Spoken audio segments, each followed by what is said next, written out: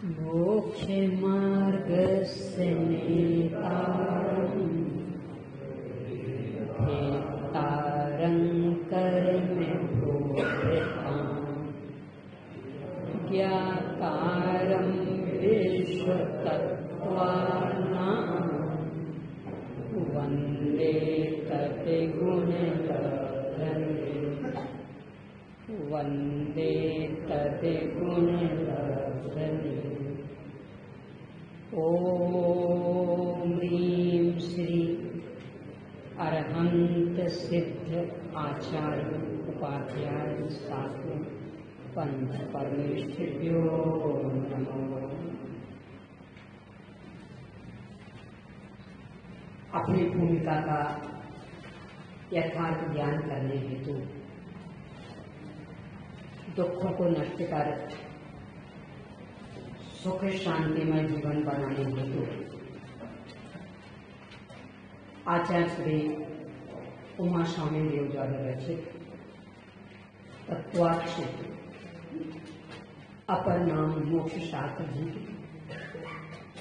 दूसरे अध्याय के प्रारंभिक सूत्रों के माध्यम से पंच भावों पर अपन ने चर्चा प्रारंभ की। कल का विषय अति संक्षेप में दोहराएंगे, फिर इसके बाद आगे बढ़ेंगे। क्यों? मुझे तो बोलने दो ना पहले। हाँ, एक से नहीं पूछती हूँ, अलग अलग उत्तर देने का प्रयास करें।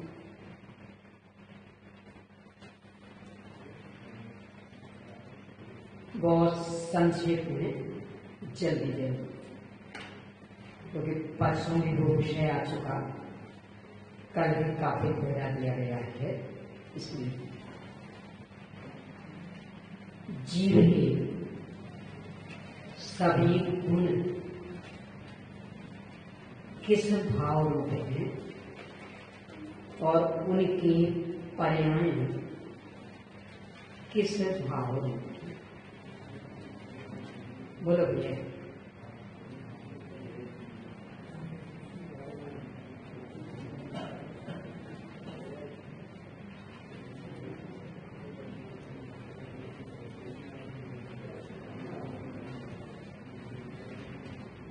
हाँ, इनके दूसरे भैया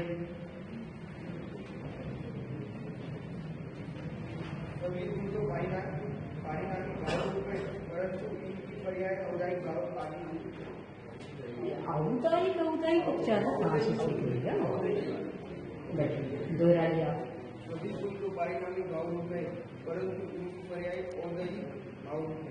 औदाई का आदि चार मानेंगे। बैठिए। उदय उपशम छह उपशम, ये चार दशाएं किस कर्म में होती हैं? हाथ में उठाएंगे, बोलिए।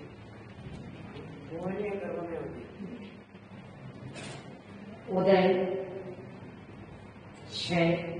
छह उपशम, ये तीन दशाएं किस कर्म में होती हैं? एक और बहुत अच्छा। देखिए, उदय और क्षय ये दो दशाएं किस कर्म में होती हैं? इन चार का एक नाम बहुत अच्छा। देखिए, जीव के किस गुण के साथ किस कर्म का संबंध है? हाँ भैया।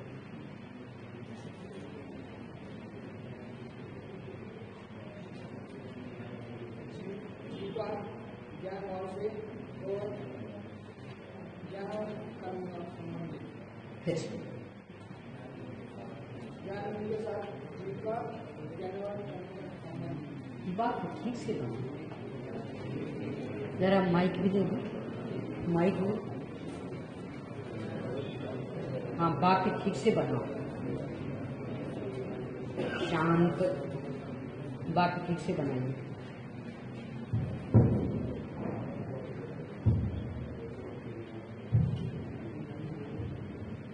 जीव के ज्ञान के साथ ज्ञानवान कर्म का संबंध है और जीव के दर्शन के साथ दर्शनवान कर्म का संबंध है और जीव के अवयवाद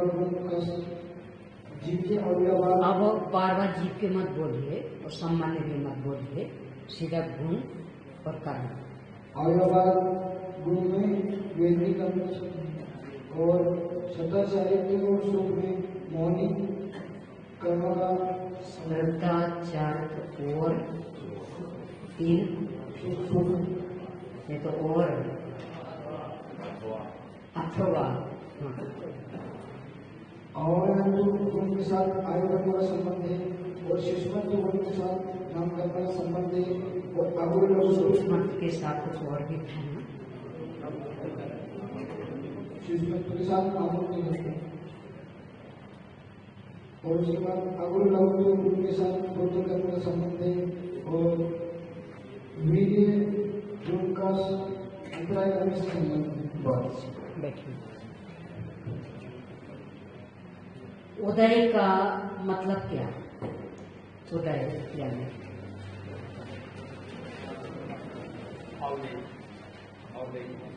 उदय का अर्थ प्रकट होना, तो संबंधित भाव क्षय का अर्थ और क्षय संबंधी जीव का भाव बोलिए।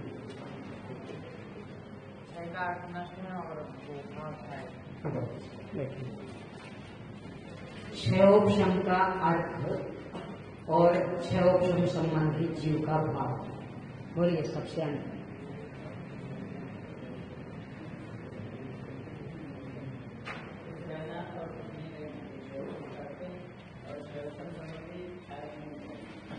अर्थ क्या है इसका? कुछ रहना और कुछ नहीं रहना। बैठिए। उपशम का अर्थ और उपशम संबंधी जीव का भाव।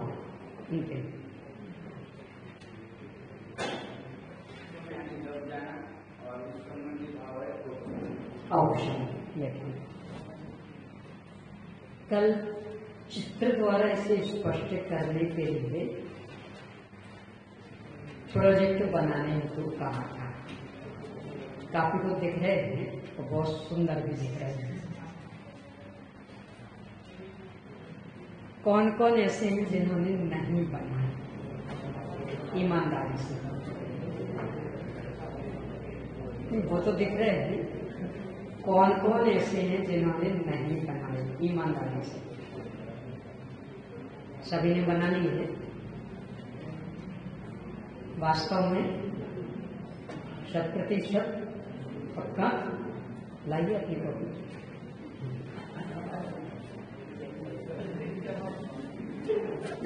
नहीं बनाए हैं ये मुझे नहीं बताना है, पर जो बनाए हैं वो देखना है कैसे बनाए।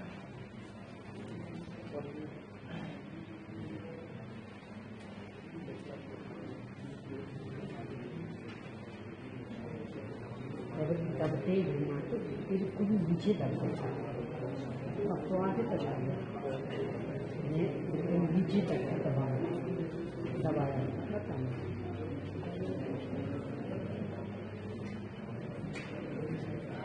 यहाँ ऊपर ये तो ये कर्म की तरह। अब इसके संदर्भ में भाव यहाँ और गए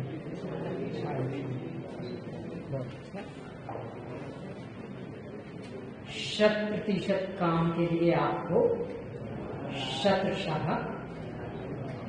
धन्यवाद। और हमेशा ऐसा ही 100% काम करते रहने की भावनाएं सतत बनी रहें, ऐसी शुभाकांक्षा, शुभकामना। चलिए अब आज अपना विषय 5 भावों के नाम अपन सीख चुके, किसके साथ किसका संबंध ये भी देख चुके हैं। आज अपन इनकी परिभाषाएं देखते हैं। प्रत्येक भाव की 3 प्रकार से परिभाषाएं आएंगी, बिल्कुल सामान्य नियम के आधार से, लौकिक नियम जैसा। पहले उस नियम को ही समझ लें तो विषय समझने में सुविधा होगी।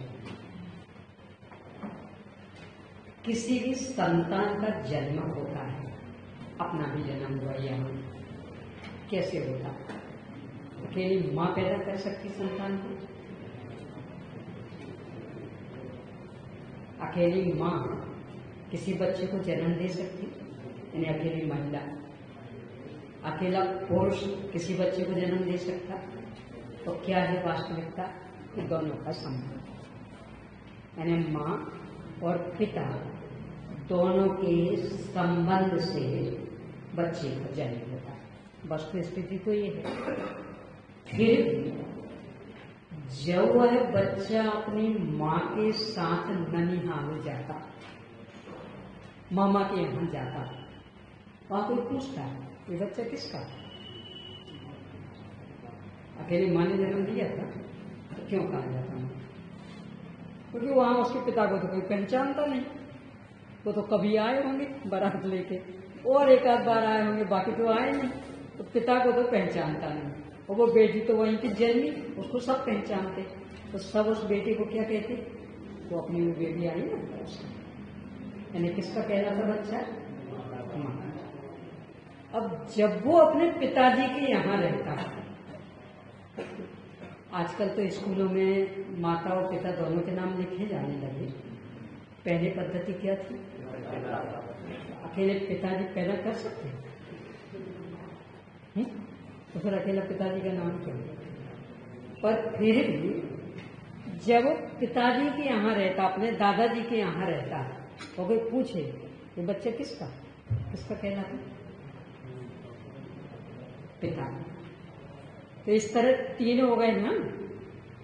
यानी वास्तव में बच्चे के जन्म के लिए तो जितने जिम्मेदार पिताजी, उतने जिम्मेदार माँ। यानी ना अकेली माँ पैदा कर सकती थी और ना अकेले पिता पैदा कर सकते थे, दोनों के संबंध से हुआ। फिर भी जब ननिहाल में जाता वही बच्चा, तो माँ का कहलाता है। यहाँ दादाजी के यहाँ रहता, पिताजी के यहाँ रहता, तो पिता का कहलाता। तो इस तरह उस बच्चे के संदर्भ में 3 मंतव्य हो गए, तीनों की अपनी अपनी अपेक्षाएं।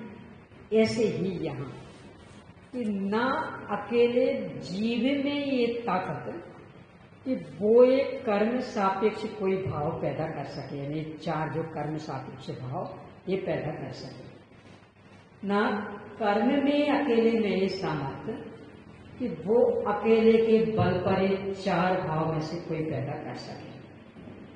तो कैसे होते? कि जीव का अपना परिणमन स्वभाव, उसके अनुसार परलक्षी वृत्ति या सोन्मुखी वृत्ति, और वहां यदि जीव की परलक्षी वृत्ति है तो वहां कर्म का उदय, और जीव की स्वलक्षी वृत्ति है तो वहां कर्म का उपशम आदि। ये दोनों जब एक साथ बनते हैं तब ये भाव प्रकट होते हैं। यानी अकेले जीव के नहीं, अकेले कर्म के नहीं। यदि औधिक भाव, आगे अपनी चर्चा आई है, यदि औधिक भाव तो वहां जीव की परलक्षी वृत्ति, यदि औपशमिक भाव तो जीव की स्वलक्षी वृत्ति। तो ये जीव का अपना, और परलक्षी भाव जब हुआ तो वहां कर्म का उदय, स्वलक्षी भाव हुआ वहां कर्म का उपशम। इस तरह इन दोनों का जब एक साथ संबंध बनता है तभी एक कर्म सापेक्ष 4 भाव प्रकट होते। इसलिए उत्पत्ति में तो दोनों एक से सर्वभूत, परंतु जैसे वो बेटा माँ के साथ ननिहाल गया था तो सब कहते थे माँ का, ऐसे ही ये भाव मूल में कहाँ हुए, इनकी माँ कौन है? तो फिर कहा जाएगा आत्मा, जीव में पैदा होना। और इनका पिता कौन है? तो कहा जाएगा कर्म, ये कर्म के उदय आदि की निमित्तता में होंगे। और वास्तविक था कि दोनों का बिल्कुल एक साथ संबंध बना तब ये पैदा हुए। तो इस तरह से तीन तीन परिभाषाएं हर एक में घटेंगी। इन्हें कहाँ उत्पन्न हुए, एक ये वाली, किसकी निमित्तता में हुए, एक ये वाली, और दोनों का पारस्परिक संबंध, तो ये फिर ये वाली। अब देखिए, यदि नई वाली पुस्तक हो आपके पास में तो 98 पेज 9-8 तत्व ज्ञान में बीच का है, वहाँ नहीं, एक तो यहाँ भी है।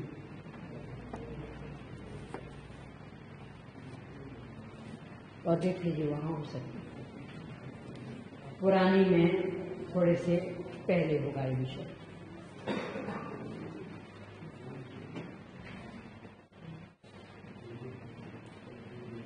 कल अपन ने एक चर्चा और की थी कि इन 5 भागों का एक विशिष्ट क्रम है। पहले आपको वो क्रम बताना है। बोलो भैया, 30 सेकंड।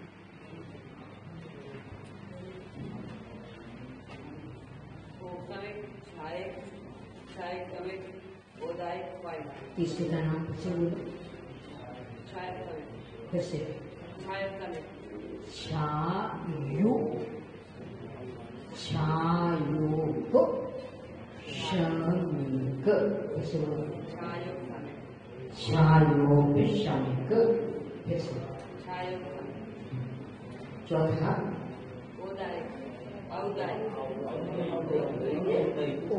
सीख कहाँ से लिया, मुझे आश्चर्य हुआ। औदिक, औदिक, गा पड़ा नहीं, छोटा, औदिक, बातें नहीं। अब इसमें भी मुझे अपना समय लगाना पड़ेगा। शांत,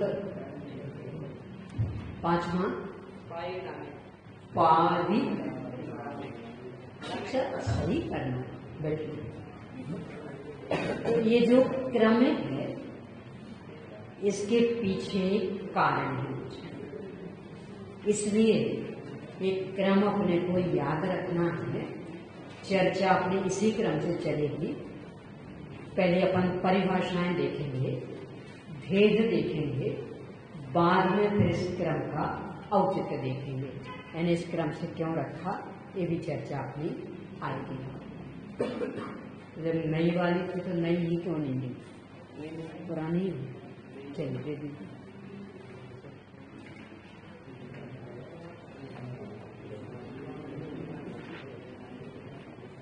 पेज नंबर थोड़ा सा पहले हो सकता है। विषयानुक्रमण का हम देखेंगे 5वां वाला पाठ।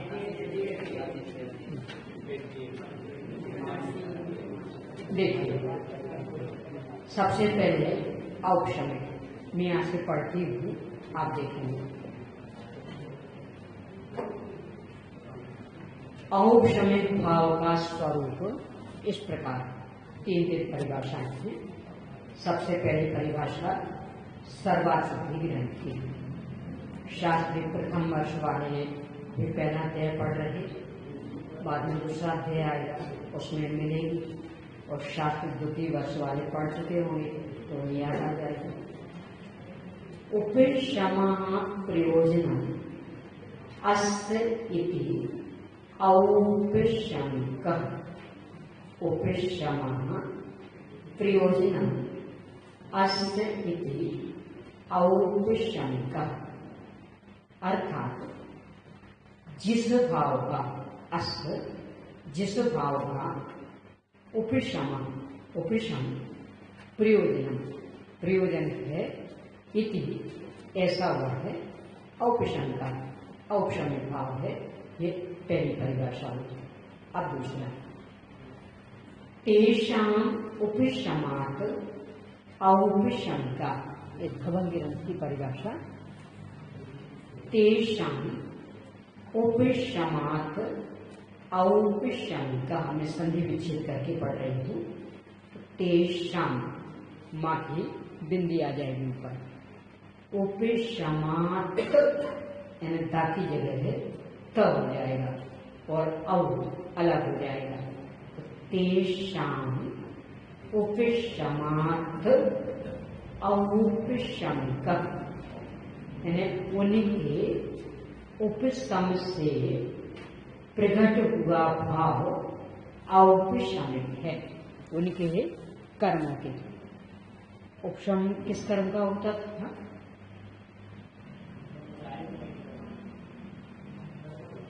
उपशम किस किस कर्म का? मात्र मोहिनी कर्म का। इसलिए ये भाव मात्र मोहिनी कर्म में बनेगा। तो तेषाम उपशमात औपशमिका, उनके यानी मोहिनी कर्म के उपशम से हुआ भाव औपशमिक, अभी सामान्य उनके ही रखें, तो उनके उपशम से होने वाला भाव औपशमिक। अब तीसरी परिभाषा, पंचाष्टिका संग्रह गाथा 56 की जो समय व्याख्या टीका, समय व्याख्या टीका की रचनाकार आचार्य अमृतचंद्र स्वामी। पंचाष्टिका संग्रह के रचनाकार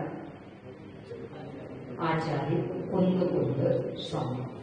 पंचाष्टिका संग्रह के आचार्य कुंद स्वामी और समय व्याख्या टीका के आचार्य अमृतचंद्र स्वामी। 56वीं गाथा की समय व्याख्या टीका, उपशमेन युक्त औपशमिका, उपशम से युक्त भाव औपशमिक है। इस तरह से ये 3 परिभाषाएं कैसे कैसे हुई हैं। तो वो जो अपन ने अभी चर्चा की थी कि लोक में जो पद्धति कि संतान होती तो माता पिता दोनों के संबंध से, पर ननिहाल में माँ की कहलाती और यहाँ पिताजी के यहाँ पिताजी की। ऐसे ही कर्म सापेक्ष भाव, कर्म की निमित्तता और जीव का अपना उपादान परिणाम, इन दोनों के एक साथ संबंध से होता। पर जब कर्म की ओर से देखते, उपशमादि की ओर से, तो कर्म का कहलाता, और जब जीव के उपादानगत परिणाम की ओर से देखते तो जीव का कहलाता है। आगे ये सब दिया भी है, क्रमशः आएगा, अभी अपन आगे पढ़ेंगे। तात्पर्य यह है कि आत्मा की श्रद्धा और चारित्र संबंधी जिन शुद्ध भावों का निमित्त पाकर मोहिनी कर्म का उपशम होता है, अथवा मोहिनी कर्म के उपशम के समय आत्मा में जो भाव होते हैं उन्हें औपशमिक भाव कहते हैं। तो एक में जीव की ओर से, एक में कर्म की ओर से। पहली परिभाषा यानी आत्मा के श्रद्धा और चारित्र संबंधी जिन भावों का निमित्त पाकर, तो इनमें मुख्यता हो गई भावों की, यानी ये परिभाषा जीव की ओर से। और दूसरी मोहिनी कर्म के उपशम के समय, इसमें मुख्यता हो गई कर्म की। और तीसरी कि दोनों एक साथ, यानी दोनों का संबंध न जीव की मुख्यता न कर्म की मुख्यता। इस तरह से ये 3 परिभाषाएं। औपशमिक शब्द कैसे बना ये दिया है। औपशमिक में मूल शब्द उपशम है। उपशम के साथ संबंध वाचक ठय प्रत्यय, ठय में से इक निकलता है, तो एक प्रत्यय लगेगा। तो जब एक प्रत्यय लगेगा तो वृद्धि भी हो जाएगी और पीछे एक जुड़ जाएगा, तो उपशम की वृद्धि होगी और एक जुड़ करके बन जाएगा औपशमिक। तो ठैं प्रत्यय का प्रयोग कर समाज से सामाजिक के समान उपशम से औपशमिक पद बन जाता है। ये चर्चा हो चुकी है अपनी पहले की, ज्यादा समय लगाने की आवश्यकता नहीं है। जो ये 3 अलग अलग डी है, इस संबंधी थोड़ी सी चर्चा इस एक पैराग्राफ में है, इसे देखते हैं। जीव के भाव और कर्मों के मध्य पारस्परिक घनिष्ठतम सहज बनने वाला निमित्त नैमित्तिक संबंध होने से तथा अमूर्तिक सूक्ष्म जीव के अमूर्तिक सूक्ष्म भावों को पहचानने का छद्मस्थ जीव के पास और कोई साधन नहीं होने से मूर्तिक स्थूल कर्म की अवस्थाओं द्वारा जीव के भावों का परिचय जिनागम में कराया जाता है। इसे अपन समझें। आप लोगों में से कभी किसी को बुखार आए? आपको आए? कितना आए? कहाँ तक पहुँच गए? 103, 104, कैसे?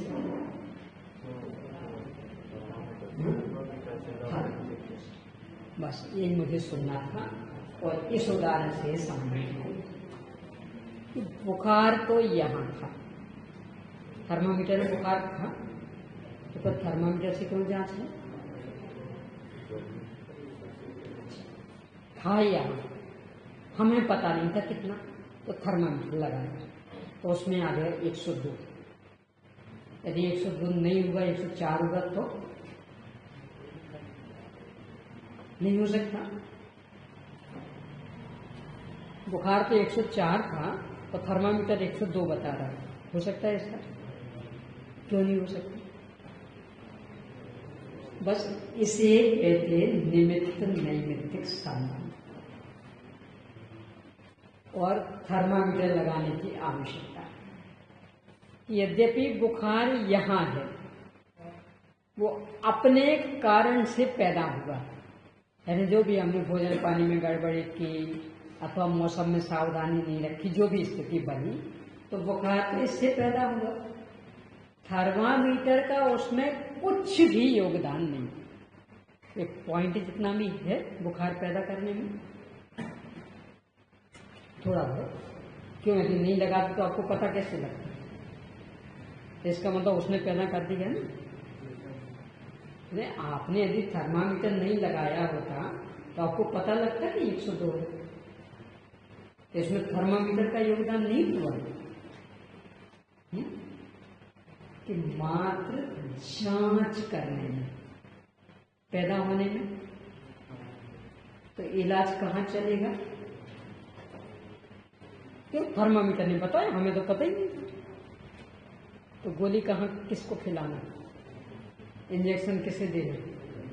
क्यों? हमें तो पता ही नहीं था। तो थर्मामीटर ने बताया कि उसने तो बताया है। आवश्यकता क्यों पड़ी उसकी? यहां सुनो भैया, आवश्यकता क्यों पड़ी कि यद्यपि बुखार यहाँ है पर अपना ज्ञान इतना स्थूल है कि यहाँ होने पर भी हम जान नहीं पाते हैं कि कितना है, और थर्मामीटर लगाते हैं तो चूंकि उसमें ऐसी कुछ है स्थिति, तो जब पारा भरा रहता है ना तो घर के ऊपर चढ़ जाता है, और बिल्कुल उसी अनुपात में। तो ऐसी कुछ स्थिति है कि वो लगाते हैं तो बिल्कुल सही जानकारी हो जाती है कि इतना ऊपर गया, इसका मतलब इतना बुखार। उसके बिना यहाँ बुखार होने पर भी हमें जानने की ताकत नहीं जान सकते। बस इसलिए थर्मामीटर का सहारा लेना पड़ा। ऐसे ही यहाँ कि यद्यपि ये क्रोधादि विकारी भाव अपने में हो रहे, अपने अपराध से हो रहे हैं, अपन कर रहे हैं, उसकी सजा भी अपन भोग रहे हैं, आकुलता भी अपन भोग रहे हैं, परंतु स्वयं अपन मतलब आत्मा जीव अमूर्तिक। अरे जब बुखार मूर्तिक शरीर में हुआ, छू करके जान भी रहे, तो ये सब मूर्तिक में होता ना, स्पर्श वर्ण किस में होता, तो भी अपन बुखार को नहीं जान पा रहे, भोग रहे हैं। अच्छा नहीं लग रहा, हाथ पैर टूटे जा रहे हैं, माथा भारी हो रहा है, तो बताओ ना कितने डिग्री है। एक भोग तो तुम रहे ना, बता, वो क्षमता नहीं, कैसे पता लगे, उसके अंदर थर्मामीटर चाहिए। तो जब वो मूर्तिक बुखार जिसको से हम भोग रहे हैं, ऐसा कहते हाँ गर्म तो बहुत, पर अब कितना है ये नहीं कह सकते हैं, तो उसे नहीं जान सकते, तो क्रोधादि तो पूर्णतया अमूर्तिक, पूरे के पूरे अपने जीव के भाव, उनको कैसे सीधे जान पाएंगे। तो जैसे बुखार शरीर में होने पर भी अपने अत्यंत स्थूल बुद्धि के कारण हम उसे सीधे नहीं जान पाते हैं, इसलिए उसे जानने के लिए थर्मामीटर का सहारा लेते हैं, तो सही जानकारी हो जाती है। परंतु चूंकि थर्मामीटर ने बुखार पैदा नहीं किया, बुखार का ज्ञान कराया, इसलिए बुखार मिटाने के लिए थर्मामीटर पर कुछ प्रयोग नहीं किया जाता। चाहे इंजेक्शन लेने हो चाहे टैबलेट, थर्मामीटर पर एक आध दो ही, कुछ प्रयोग नहीं होगा, सारा प्रयोग यहाँ होगा। इसी प्रकार से क्रोधादि भाव होते अपने में ही, उनकी आकुलता भी भोगते अपन ही, पर सीधे सीधे जानने की अपनी ताकत नहीं है, इसलिए कर्मों का सहारा लेकर के उनका परिचय लेते हैं। कर्म मूर्तिक है, सीधे तो अपने को नहीं दिखते हैं, पर उनके नौकर में दिख जाते हैं। देखो ऐसा नहीं, ज्ञानावरण कर्म का क्षयोक्षम, इसकी निमित्तता में प्रकट हुआ क्षयोक्षम। वो अपने को दिखता ज्ञान नहीं, परंतु मैंने आपसे एक प्रश्न पूछा, आपने उत्तर दे दिया, क्या कहते, इसको क्षयोक्षम ज्ञान पड़ेगा, कैसे जानना कि वो जो वाणी निकली ना आपकी, वो सुबह का लेने, दो प्रश्न पूछे थे, दोनों के सही उत्तर, द्रव्य कितने, जाति अपेक्षा फटाफट बता दिया था, संख्या अपेक्षा कितने फटाफट बता दिया था। अच्छा, बहुत याद रखते, तो ज्ञान दिखा था मुझे, क्या दिखा था, वो जो शब्द बोले वो भी दिखे थे, मतलब सुनने में आए थे, दिखते तो नहीं, पर चूंकि ऐसे व्यवस्थित शब्द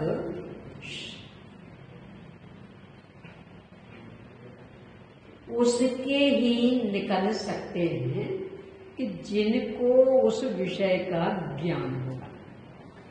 यानी द्रव्य छह हैं, जाति अपेक्षा जीव पुद्गल धर्म धर्म आकाश काल, किनके शब्द निकल सकते हैं इसमें, जिनके ज्ञान होगा।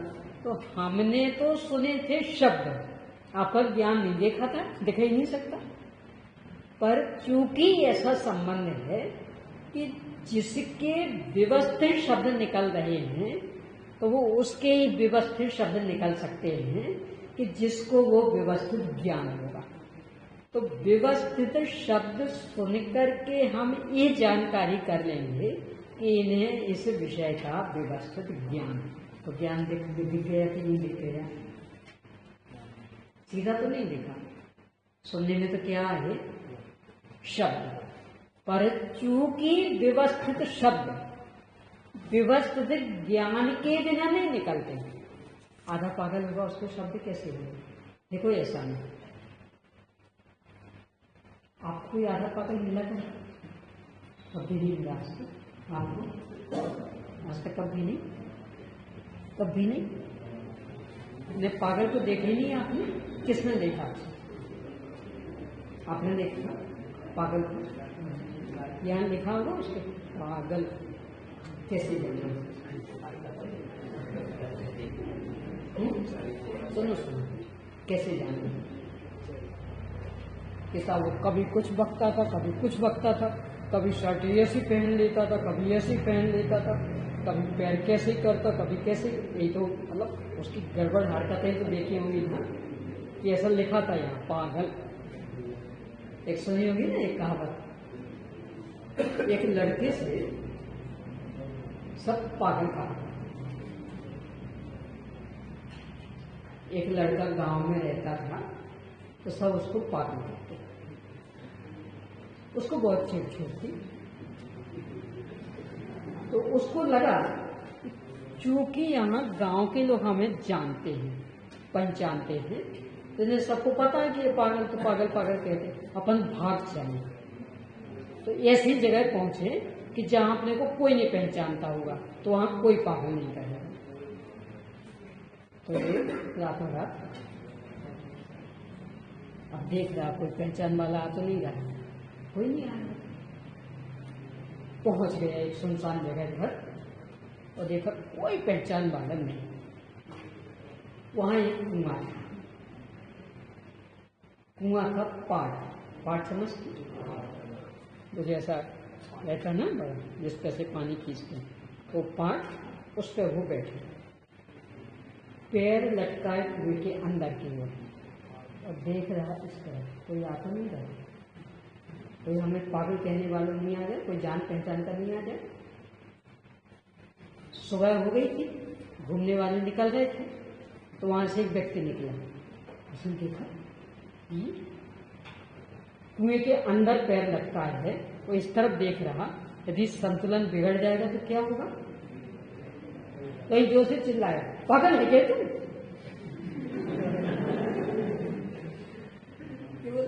आपको कैसे पता कि मेरा नाम पागल है? आपकी शक्ल मैंने कभी नहीं देखी, तो आपको कैसे पता कि मेरा नाम पागल? बोलो कैसे पता? कैसे पता? तो कोई अलग से दिखना पड़ता है कि तुम पागल जैसे चेष्टा कर रहा। अरे भले आदमी इस तरफ पैर लटका के बैठे, यदि गिरेगा तो यहाँ गिरेगा। कुएं के अंदर पैर लटका के बैठा और देख रहा है ईश्वर, संतुलन बिगड़ेगा और गिरा तो कुएं के अंदर जाएगा। तो ऐसा तो कोई पागल नहीं कर सकता। तो वो जो उसकी हरकत दिखी, उससे उसका ज्ञान दिख गया ना कि नहीं दिखा? सीधा तो नहीं दिखा, पर फिर भी दिख गया कि नहीं दिख गया? इसे कहते निमित्त नैमित्तिक साधन, और बिल्कुल सहज बनता है। यानी पागलों के लिए अलग से वो खींच खींच के बनाना नहीं पड़ता, पर ऐसी जो भी उल्टी सीधी हरकतें होंगी तो उसे अपन समझ लेंगे। या भी आपकी एक ज्ञान वाली स्थितियां, तो उसे समझ लेंगे किसे कितना याद है, किसे कितना नहीं। अब वो जो याद वाला ज्ञान वो थोड़ी हमें दिखता है, किसी को नहीं दिखता। पर किस प्रश्न का कैसा उत्तर देते, अभी इतना बढ़िया प्रोजेक्ट बना लिया तो हमें क्या समझ में आ गया? ये तो सत्य है, बस मन में आकर जाए, ठान ले बस कि हमें करना, तब तो फटाफट काम हो जाता। यानी 100% भी काम कर लेते। यानी इसको बुंदेलखंडी भाषा में कहेंगे ना, क्या कहेंगे? बस मन में समा जाए कि हमें करना। हाँ ले बस, फिर तो नियम से काम हो जाएगा। तो इसका मतलब अभी ठानते नहीं हो, ठानने की ताकत तो है। 100% बन गए प्रोजेक्ट, देखे होंगे ना आपने, 100%। और बढ़िया, ऐसा नहीं कि कंजूसी की हो, यानी भार जैसा उतार दिया हो, ऐसा नहीं। बढ़िया बढ़िया बढ़िया कलर, बढ़िया चित्र देखो इनके, देखा ना अपने प्राचार्य जी को बाद में, यानी पूरी लगन से, पूरी तन्मयता से, पूरी रुचि से, यानी इस तरह के जो बनाए तो बराबर ख्याल में पूरी रुचि से, पूरी तन्मयता से, यानी अंदर उत्साह से बनाए। भार जैसा नहीं होता, क्या करें दे दिया ठीक है निपटा लो, ऐसा नहीं होता, पूरी लगन से। यानी ताकत तो है, बस ठान ले तो मन भरने, बुंदेलखंडी में कहते मन भर जाए, मन में बस आभर जाए, मन में समा जाए, तब तो फिर पूरी लगन से काम कर लेंगे। तो दिखा क्या मुझे वो चित्र, निर्णय क्या कर लिया, ताकत तो है। यानी यदि मन में इनके बात समा जाए तो फिर दुनिया का कोई रोक नहीं सकता इन्हें काम करने से, फिर तो बहुत उन्नति कर जाएंगे। पर पता नहीं क्यों मन में समा नहीं रहा। अब जैसे ये समा गया था ना, ऐसे पूरा विषय समा जाए तीनों इन कक्षाओं का, तो क्यों इतना समय खर्च हो गया। फटाफट जल्दी जल्दी विषय अपना बढ़ने लगे, क्योंकि आप अच्छे से तैयार होके आए, विषय तैयार करके आए, तो फटाफट तेजी से विषय चलने लगे। और मुझे आशा है कि अब तो मन में समा जाएगा। तो जैसे इसमें उत्साह दिखाया है, पूरी लगन की है, लगन का उपयोग किया है, ऐसे हर विषय की तैयारी में उत्साहपूर्वक प्रवृत्ति करेंगे तो आपको भी खुशी होगी, ज्ञान लाभ मिलेगा, मुझे भी खुशी होगी, और व्यर्थ की टोका टोकी, व्यर्थ के जो संकलेश होते उससे बच जाए। चलिए, तो ये जो सहजा सहजी, यानी बाहर में कोई भी घटना घटी तो मूल वो चीज नहीं है वो, पर यदि अंदर में ऐसा होता है तो बाहर में ऐसा होता है। इसलिए बाहर के उसे देख करके अंदर का ज्ञान कर लिया जाता। इसे कहते सहज घटित होने वाला निमित्त नैमित्तिक संबंध। देखो, और नहीं कोई ऐसा मुंह बिगाड़ के बैठा है, ऐसा कुछ कर रहा है, क्या समझ जाओगे आपको? कैसे पता, मना पड़ेगा नहीं, कैसे? जैसा वो चेहरा देख लो ना उनका, उतरा उतरा है, और इसका मतलब क्रोध में बेचैनी। तो ये जो चेहरे की बेचैनी है ना, इसे देख करके आपने उसके अंदर की तकलीफ को पहचान लिया। तो ये बाहर में दिखा, और जो नहीं दिख सकता था उसे पहचान लिया। कैसे? कि संबंध है ऐसा कि अंदर में कुछ होता है तो चेहरे पे झलक आता है, चेहरा हमें दिख रहा, तो चेहरे के भावों को देख करके हमने बता दिया कि आपके अंदर ऐसा चल रहा। इसका नाम है सहज बनने वाला निमित्त नैमित्तिक संबंध। यानी चेहरे ने कुछ सोच सोच के नहीं बिगाड़ा है अपना आकार, आत्मा ने भी उसे बाध्य नहीं किया, पर चूंकि आत्मा यहाँ रह रहा है ना, तो इसलिए अपने आप ही प्रसंग बन जाता कि यहाँ कुछ होता है। जैसे कोई गुस्सा आ रहा हो, आंखें लाल लाल हो जाती, चेहरा तम आ जाता, ओंठ फड़फड़ाने लगते। किसने कहा था? आत्मा ने आज्ञा दी होगी, ए आंख जल्दी लाल हो ना, मुझे गुस्सा आ गया, ए ओंठ जल्दी फड़फड़ाना, मुझे गुस्सा आ गया। ऐसा होता अपने आप। इसको कहते सहज। यानी बनाना नहीं पड़ता, कृत्रिमता नहीं है। अंदर में ऐसा हुआ तो बाहर में अपने आप चेहरे आदि पर वैसे बहुत झलक आएंगे। तो जैसे ये अपने अंदर के और चेहरे के भाव आदि के संबंध में, ऐसे ही भैया, ऐसे ही कर्म के उदय आदि और अपने परिणाम, इनका भी सहज निमित्त नैमित्तिक संबंध। और दोनों ओर से आए, कोई जो माता पिता का लिया था, ऐसे ही आए कि जब जब अपने में क्रोध आदि होते हैं, तब तब नियम से क्रोधादि कर्म का उदय होता है। ऐसा कभी भी नहीं हो सकता कि अपने में क्रोधादि तो हो गए और वहां क्रोधादि कर्म का उदय नहीं होता। यदि ऐसा हो जाता तो देखो, ऐसा नहीं, जब जब किसी बर्तन में पानी भरकर उसे आग पर, मैं अभी बात बताऊंगी, पहले सुनो। जब जब किसी बर्तन में पानी भरकर आग पर रखते हैं तो पानी गर्म हो जाता है, और जब जब आग पर नहीं रखते हैं तो गर्म नहीं होता। ऐसा निमित्त निमित्त संबंध है ना। अब यदि आग पर रखे बिना गर्म हो जाए तो क्या होगा? नहीं हो जाएगी तो फिर तो ठंडा पानी पीना मुश्किल। क्यों? तो रखे रखे अपने आप ही होता जाता गर्म, फिर क्या होगा? एक बढ़िया है ना कि आग पर रखे बिना गर्म नहीं होता। यदि आपको गर्म नहीं चाहिए तो आग से हटा दो। ऐसे ही यहाँ कि जब जब क्रोधादि होते हैं नियम से उन संबंधी कर्मों का उदय होता, और जब जब उन कर्मों का उदय नहीं होता तो क्रोधादि नहीं होते। ये कितनी बढ़िया चीज है। क्योंकि यदि आग के बिना ही पानी गर्म हो जाता तब तो बहुत ही समस्या हो जाती। तो बढ़िया है ना कि आग के बिना पानी गर्म नहीं होता और आग तो गर्म होता। यदि आपको गर्म नहीं करना तो आग से हटाएगा।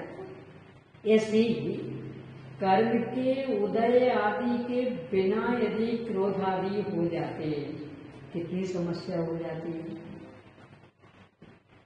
तो सिद्ध भगवान को भी गुस्सा आने लगता। तो बढ़िया है ना कि कर्म के उदय के बिना नहीं आता, तो कर्म के उदय को हटा दो, क्रोध आदि से हमेशा को मुक्ति। सिद्ध भगवान के सारे कर्म नष्ट हो गए तो क्रोध आदि से हमेशा को मुक्ति। इस तरह से सहज निमित्त नैमित्तिक संबंध। क्या होता है निमित्त नैमित्तिक संबंध? पहले निमित्त देखें। निमित्त और उपादान के दो शब्द हैं। जब भी किसी में भी कुछ भी कार्य होता है, जब भी किसी में भी कुछ भी कार्य होता है तब उसमें निमित्त और उपादान दोनों नियम से होते हैं। तब उसमें निमित्त और उपादान दोनों नियम से होते हैं। उस विशिष्ट कार्य रूप, उस विशिष्ट कार्य रूप जो स्वयं बदला है वह है उसका उपादान कहलाता है। और जो स्वयं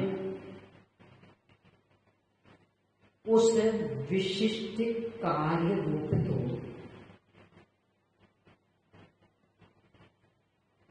नहीं बदला है,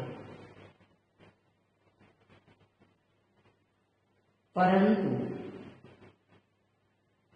उसने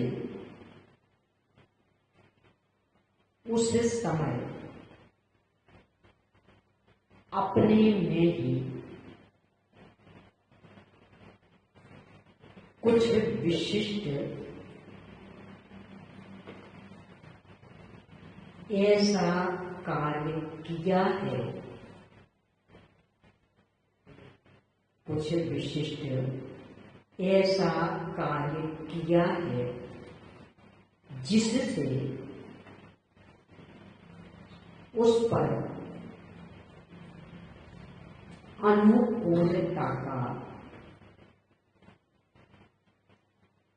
आरोप आ जाने से उसे कर्ता कहा गया है, वह निमित्त कहलाता है। इसको समझे थोड़ा सा। वही अपन बुखार और थर्मामीटर का ले लें, क्योंकि सबके परिचित है। यहाँ बुखार आया था, तकलीफ तो हम भोग रहे थे, पर पता नहीं था कितना है, तो हमने थर्मामीटर लगाया, उस पर पारा 104 डिग्री पर चल गया। बुखार कहाँ था? कौन बता था बुखार में? शरीर। इसलिए शरीर तो कहलाएगा बुखार का उपादान कारण। जैसे परिभाषा उपादान थी कि जो स्वयं उस विशिष्ट कार्य रूप बदला। अपन ने कार्य लिया बुखार, तो बुखार रूप कौन बदला? कौन तप रहा? शरीर। इसलिए शरीर कहलाएगा उसका उपादान। ठीक है। अब थर्मामीटर, कि अपन ने थर्मामीटर लगाया, तो थर्मामीटर स्वयं बुखार रूप तो नहीं बदला, परंतु उसका पारा अवश्य चढ़ा। वो उसका उसमें क्या थे? निमित्त की परिभाषा कि जो स्वयं उस उपादान के विशिष्ट कार्य रूप तो नहीं बदला। तो अपने उदाहरण में थर्मामीटर, तो यहाँ शरीर में जो बुखार है, इस रूप थर्मामीटर बिल्कुल नहीं बदला। आगे क्या था वाक्य? परंतु उसने अपने अंदर कुछ कार्य किया। तो यहाँ थर्मामीटर ने तो उसका पारा वो चढ़ा, तो उसके उस चढ़े हुए पारे को देखकर हमने उसकी डिग्री पढ़ी, अरे 104 डिग्री बुखार। इस तरह से उस पर अनुकूलता का आरोप आ गया। यानी पूछा आपने कितना हुआ? सर 104। कैसे जाना? अरे अभी थर्मामीटर लगाया। तो थर्मामीटर ने करा दिया, कराया ना? इंजेक्शन थर्मामीटर को लगेगा कि थर्मामीटर ने कराया नहीं है, उसने अपने में किया है काम। यानी पारा उसका चढ़ा, तो वो चढ़े हुए पारे को देख करके हमने जानकारी कर ली कि इतने डिग्री बुखार। इसे कहेंगे अनुकूलता का आरोप। अनुकूलता का आरोप क्यों? यदि डंडा लगाते तो, जैसे यहाँ थर्मामीटर लगाए थे, जैसे कितनी लकड़ी लगा लेंगे, पेन लगा लेंगे, तो वो तो नींद बताएगा। तो इसका मतलब वो अनुकूल नहीं पड़ा हमारे लिए। यानी अनुकूल मतलब जो हम करना चाहते, तो लगे तो कि ये कुछ सहयोग देगा, इसके कारण हमारा काम बन जाएगा। तो हम बुखार जांचना चाहते थे, थर्मामीटर से तो काम बन गया, उतने ही पेन भी होता। आजकल थर्मामीटर भी पेन के ही आकार के आने लगे, मतलब बराबर जेब में लगा भी सकते। तो एक पेन लगा यहाँ बता देगा ना। इसका मतलब उस पर अनुकूलता का आरोप नहीं आया, थर्मामीटर पर आया। क्यों?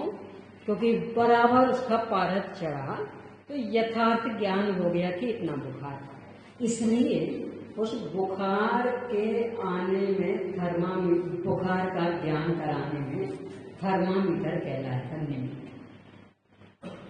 ये दोनों एक साथ, क्योंकि यहाँ बुखार नहीं हो तो थर्मामीटर लगाएं तो कितना बुखार बताएगा वो, और यहाँ अकेला थर्मामीटर रखा रहे तो वो बुखार बताएगा। ऐसे रखा कि यहाँ बुखार का होना और फिर थर्मामीटर लगाना, तो दोनों एक समय में काम करेंगे, तब निमित्त उपादान नाम पाएंगे। और कभी थर्मामीटर और कभी बुखार, तो फिर निमित्त नाम उपादान नाम नहीं पाएंगे। ठीक है। तो इस तरह से है बुखार थर्मामीटर में अपन ने निमित्त उपादान देखा। अब इसको लेकर निमित्त नैमित्तिक संबंध, जब उपादान में जो कार्य हुआ, अभी अपने उदाहरण में बुखार, यानी शरीर में बुखार आया, थर्मामीटर से अपन ने जानकारी की, तो शरीर में बुखार आया, यानी शरीर स्वयं बुखार बदला, मतलब उपादान में कार्य हुआ। उसे निमित्त की ओर से देखते हैं तो वो कहलाता नैमित्तिक। उसे निमित्त की ओर से देखेंगे तो कहलाएगा नैमित्तिक। उपादान की ओर से देखेंगे तब कहलाएगा उपाधि। और निमित्त देखो ऐसा नहीं, मूल में आप कौन, भांजे कि भतीजे कि बेटा कि मामा कि काका, बेटा मामा नहीं हो किसी के नहीं, भतीजे पोता हो तो अकेला बेटा कैसे करें? तो सब मूल तो माँ का बेटा को, बाकी तो कहलाते हैं, यानी मामा की ओर से भांजा कहलाऊंगा, बुआ की ओर से भतीजा कहलाऊंगा। पर कहीं भतीजे का जन्म होता है, यदि होता ना तो भतीजे के जन्म के समय बुआ को अस्पताल में लेना पड़े, क्यों? जिसके कुछ जन्म था वो अस्पताल में, तो माँ के तो बेटा जन्मा तो माँ तो अस्पताल में, और बुआ वो भी तो कह रही मेरे भतीजा जन्मा, कहे तो अस्पताल में, तो मुझे क्या हुआ? यानी होता तो है माँ के बेटा, बाकी सब कहलाते हैं। ऐसे ही होता तो है उपादान में कार्य, यानी यहाँ बुखार आया, अब बाकी सब कहलाए। क्यों आया साहब? कि वो मौसम ऐसा हो गया इसलिए, वो हमने थर्मामीटर लगाया इसलिए पता लग गया, ये खा लिया इसलिए, तो ये सब कहलाएंगे। तो ये सब कहलाएंगे निमित्त, और जो शरीर सुख परिणाम ये उसका उपादान। तो जब उस उपादान में हुए कार्य को निमित्त की ओर से देखते हैं तब कहलाता है वो कार्य नैमित्तिक। यहाँ अपन औपशमय भाव को देख रहे हैं, तो औपशमय तो भाव तो हुआ है अपने में, मतलब जीव में, जीव के श्रद्धा गुण या चातुर्य के परिणाम में, परंतु उसी समय विवक्षित मोहिनी का उपशम हुआ, वो दब गया, तो उसे कर्म की ओर से देखते हैं तो इस भाव का नाम पड़ जाता है औपशमय। इस तरह से हर भाव की तीन परिभाषाएं आनी थी। आगे अलग से प्रश्न खड़ा करके ये भी बताया है कि तीन परिभाषा क्यों दे रहे, विषय कठिन क्यों बना रहे, वो भी चर्चा आएगी। शिष्य प्रश्न